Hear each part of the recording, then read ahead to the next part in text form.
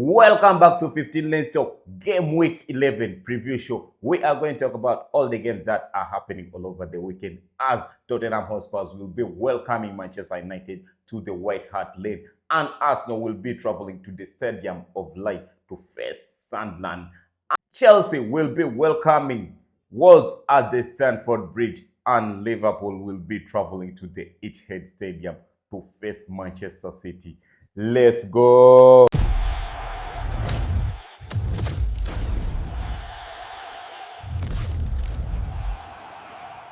Tottenham Hotspurs versus Manchester United at the White Hart Lane.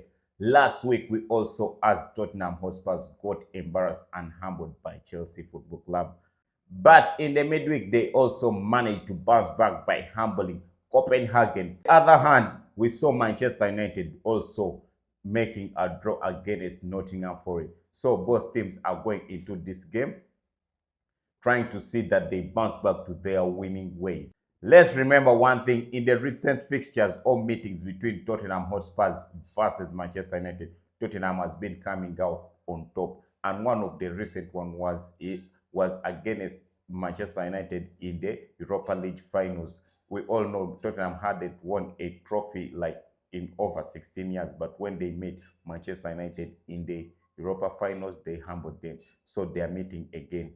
Is Tottenham going to continue with their winning streak against Manchester United under Thomas Frank, or it's time for Ruben Amorim to end the streak of Tottenham against Manchester United? United have also been unbeaten in their last 4 Premier League games. Remember, United just play one game in a week. They're waiting till January where they will try to play FA, but we all know United are not in the League Cup, they are not in Europe. Yeah, waiting till January where FA Cup will start and maybe they will play other games, but right now they are playing only one game in the week and they are unbeaten in their last 4 Premier League games. One of the best things right now for Manchester United is that Spurs, their form at the White Hart Lane has not been quite good, you understand? So Manchester United is organized well by Ruben Amorim. They may get some points and they also end that drought against Spurs, you understand? Both teams have 17 points, by the way.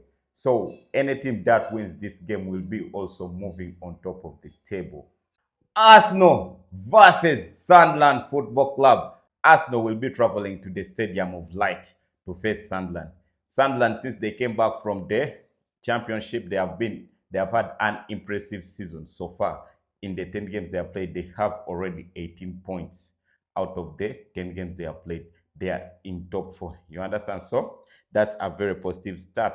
And Arsenal, on the other hand, they are going to try to keep their winning momentum going and also to keep their clean sheet also going.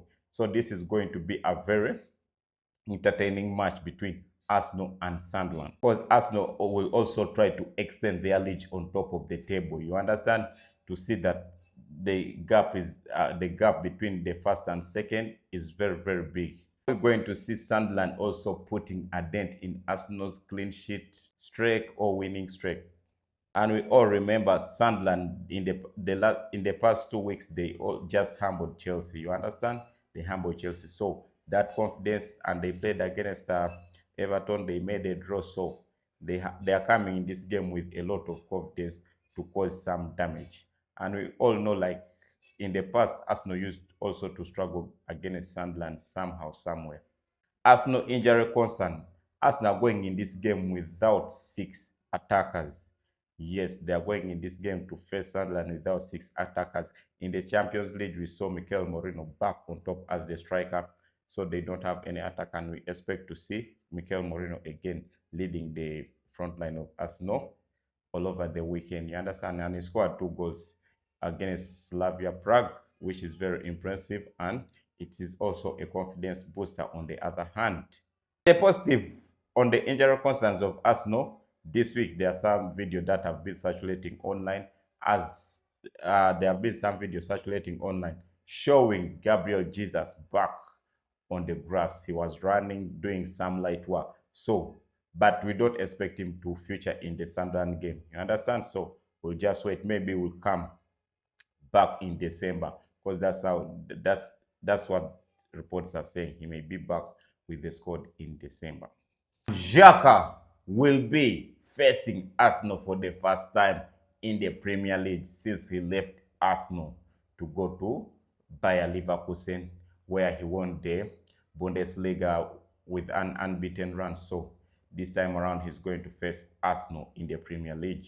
Chelsea versus Wolves. Chelsea will be welcoming Wolverhampton to the bridge. You understand? Last week, we saw Chelsea bouncing back to their winning ways by humbling and embarrassing Tottenham Hotspurs. This week, we saw them drawing against Karabakh, which was not a good thing. It was not a good look for Chelsea Football Club. But they are going to face 20th place Wolverhampton at the bridge, whereby Wolverhampton this week they announced the sacking of their manager. Is the sacking of Wolverhampton manager going to have an effect in this game? Is Wolves going to come out strong, like to get some points away from Chelsea, or Chelsea is going to humble them again? Because one of the things we know in this fixture is Chelsea is always dominating this fixture terribly. Their last meeting we saw Chelsea won 6-2. You understand? At the Stamford Bridge. It may happen again. You understand? Chelsea already faced Wolverhampton this season in the League Cup and humbled them 3-4. Wolverhampton have not had a single win in their last 6 games. The only thing they have had, like, their 2 draws, but they have most of their games have been else. So they are facing Chelsea, who dropped some points against Karabakh in the Champions League. This is one of the important games for Chelsea also to close the gap, because they are playing 20th team. They are playing 20th team Wolverhampton. So if they don't get any points here and close the gap on top of the table, it will be a terrible look for them. You understand? Because many big teams are facing each other this week. Man City versus Liverpool. Liverpool will be traveling to the Etihad Stadium on Sunday. And this is a very crucial game between the two teams. We all know last week both teams bounced back to their winning ways. They went ahead and also did very well in the Champions League in the midweek. You understand? We saw Liverpool humbling Madrid, and on the other hand, Manchester City went to Germany and humbled Borussia Dortmund. You understand? But in this game, Manchester City has 19 points, whereas Liverpool has 18 points. Whoever wins this game will move up to the second place. You understand? Or whoever wins this game will also extend their lead, like in point gaps. You understand? So Manchester City has 19, Liverpool 18, which means if Manchester City wins on Sunday, it will be 4 points clear of Liverpool. And if Liverpool wins, it will be 2 points clear of Manchester City in the second spot on the table. And one of the things we saw is, like, Slot has changed his lineup. You understand? We saw it against Aston Villa, where he used his old midfield and also had Robertson as the left back. And again, he did that against Real Madrid, and they dominated Madrid. The game against Madrid, for me, in my opinion, is the best game I've seen Liverpool play this season. They did not give Madrid anything at all. Mbappe never had any shot on target. Vinicius Jr., they were all locked down in that game. You understand? But that is all because Slot changed his system again. You understand? The only thing that he changed in this system, we saw Florian Wirtz playing as a left winger. Against Aston Villa, Gakpo was the one who is playing there. So the question is, are we going to see Florian Wirtz playing again against Manchester City as the left winger, or is Gakpo going to come back? Or is the left wing now the new position for Florian Wirtz? Because we have seen all Liverpool's matches this season. When he plays in the midfield, he struggles a lot. You understand? So is Arne Slot going to go ahead with this system, or he will change again? Because we all know his best midfield is McAllister, Florian Wirtz, McAllister, Bosley, and Ryan Gravenberch.